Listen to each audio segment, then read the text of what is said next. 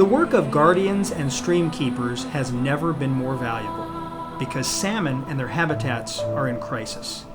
It's going to take all of us pulling together now to help salmon adapt to changing conditions. This summer, we experienced another significant drought. It came earlier.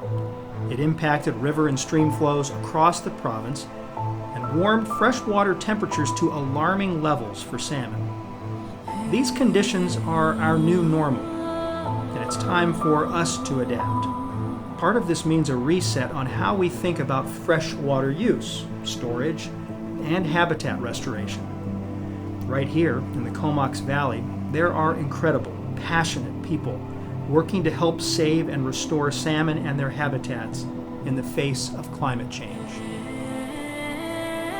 The Pacific Salmon Foundation is proud to support groups like the Brooklyn Creek Streamkeepers in their efforts, and a short way up island, there's another passionate group at work for salmon. So the salmon are in this creek, and so that means, wow, we got to take care of this watershed and its ecology. A small part last year from some of the work we did was to try to restore a small area, and which is what we're standing in.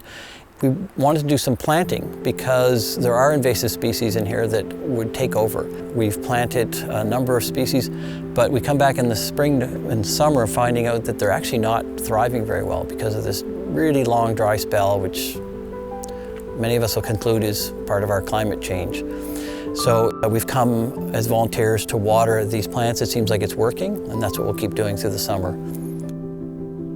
Brooklyn Creek and Fanny Bay volunteers are two of more than 300 community groups in British Columbia working on behalf of Pacific salmon. It's just that this is my job, to protect those fish and bring them fish back and make sure that everybody does a good job here so that fish got something to come back to. We got to work with the fish, what they want, what their needs are, and to make sure that they stay healthy, keep healthy, so they can go back in the stream and come back to us as adults. The more we can work to bring people together to get things done for salmon, we have the opportunity to restore populations in trouble and stabilize populations that are doing well.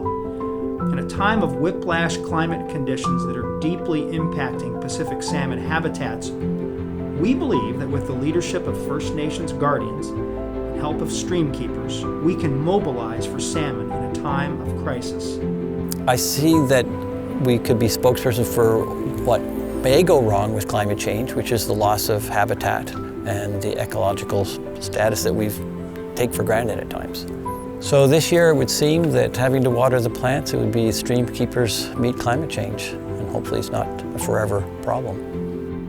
And it's going to take a redoubling of your technical expertise, community action, and social will to save our salmon. I've been very surprised how small number of people can actually, affect some great change. We work from Deep Bay Creek to Union Bay Creek, the town of Union Bay, and also there are all the creeks that are in between. There's 20 creeks. My hope for the fish for the future is that there's better circumstances for them to come back to, not to a dry creek, but to better circumstances that they can produce their little ones and go out naturally and not give our stream keepers a job. I'd like to see that they can do that all on their own. That's what I would really like to see, that nature can help them and do the best for them. We're all in this together. We have to work together for the fish in every aspect there is, for their health, for their safety, everything. We have to work together. It's going to take you. Your generous support means more boots on the ground, helping salmon.